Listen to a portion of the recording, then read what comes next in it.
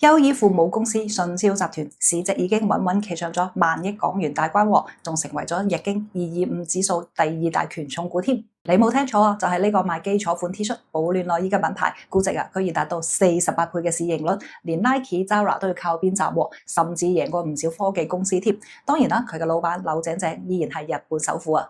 嗱，講到業績啦，真係要俾個 good 佢啊！26財年第二季度咧，迅銷單季收入首破1萬億日元啊，同比增長14.8%，營業利潤1898億日元，競爭30%啊！嗱，呢種收入同利潤雙飛嘅表現喺服裝行業認真少見啦。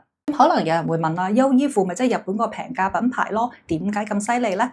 你估下，而家海外業務貢獻咗集團嘅60%收入，遠超本土市場，全球化佈局先至係佢嘅王牌。咁重點嚟講下我哋關心嘅中國市場啦。早2年大中華區業績回落，但係而家已經係止血回本啦。25財年中國大陸淨關店24間，由拼數量轉成咗提平效，關咗唔少低效嘅細店，反而喺武漢、成都、長沙開超大型嘅旗艦店添。武漢楚河漢街店2200平方，開業當日3萬人逼爆現場，而成都嘅萬象城店2000平方，仲有城市限定款賣添。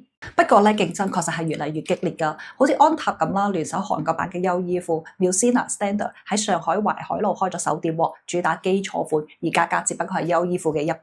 而蕉內馬欣等嘅本土品牌直接復刻科技面料加簡約款，馬欣仲喺優衣庫最大嘅代工廠新洲國際出嘅，巴不得連門店裝修都同優衣庫一個樣。再加上優衣庫基礎款咧，成日都靜靜漲價，線上線下嘅價格有時仲差得好遠添。年輕人開始轉頭更加有設計感嘅國潮，睇嚟優衣庫嘅價格護城河就真係鬆動咗啦。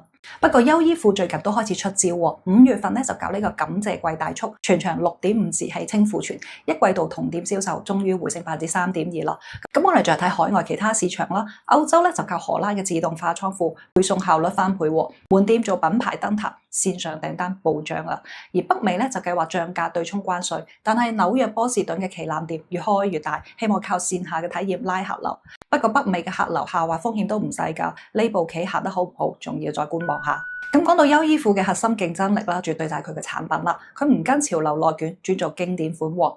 HeatTech 保暖內衣全球賣咗15億件，而輕型嘅羽絨服咧連銷5000萬件，搖粒絨外套推出當年就賣咗200萬件。佢仲話自己唔係服裝公司，係披住服裝外衣嘅科技公司啊！佢同東麗合作研發面料 Cloudlit 雲織棉 T 恤，使30時縮水率達唔到1%，抗氣球等級達到4到5，遠超行業標準。咁集團旗下仲有沽呢個平價子品牌啦，主打年輕化潮流，而最近佢嘅業績都開始回暖，即係第2增長曲線。但係 Theory 等嘅高端線就持續虧損啦，證明簡約實用嘅基礎款模式先至係佢嘅殺手鐧。嗱，以上我哋講嘅就係萬億市值背後嘅隱憂啦。